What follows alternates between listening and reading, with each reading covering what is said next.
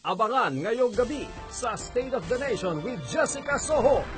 For the record, the vote earlier made was 38 for a finding of probable cause and 2 against. Impeachment complaint laban kay Chief Justice Maria Lourdes Sereno lusot na sa House Justice Committee. Kontrobersyal na psychological evaluation kay Sereno noong nag-apply siya bilang Chief Justice, isa sa publiko at gagamitin daw ebidensya sa impeachment trial.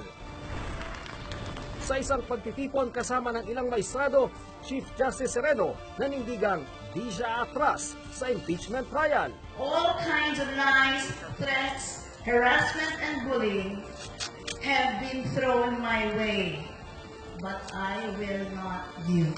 Pero si Associate Justice Teresita de Castro tinabla ang Chief Justice. I'm very sorry that the Chief Justice has taken this opportunity to discuss a matter of which is sub judice.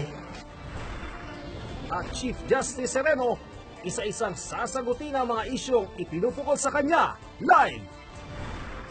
Lahat ng yan sa State of the Nation with Jessica Soho ngayong alas 9 ng gabi dito sa GMA News TV.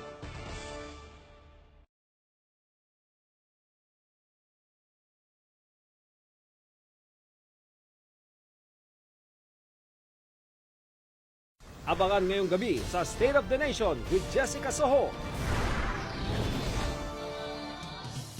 Iba't ibang panawagan isinulong ng mga manggagawa sa Labor Day protest. Hiling nilang 750 pesos na minimum wage, may pag-asa kayang mapagbigyan? GMA News investigates, natatanggap nga ba sa trabaho ang mga K-12 graduates? Mga nagtitiis sa kawalan ng supply ng tubig, paano kaya dinidiskartihan ang kanilang pangangailangan? At isang Pinay hiker umakyat sa Mount Everest, nagbihis ng Filipiniana terno sa gitna ng matinding lamig at nag-post, hawak ang watawat ng Pilipinas. Lahat ng yan sa State of the Nation with Jessica Soho ngayong alas 9 ng gabi dito sa GMA News TV.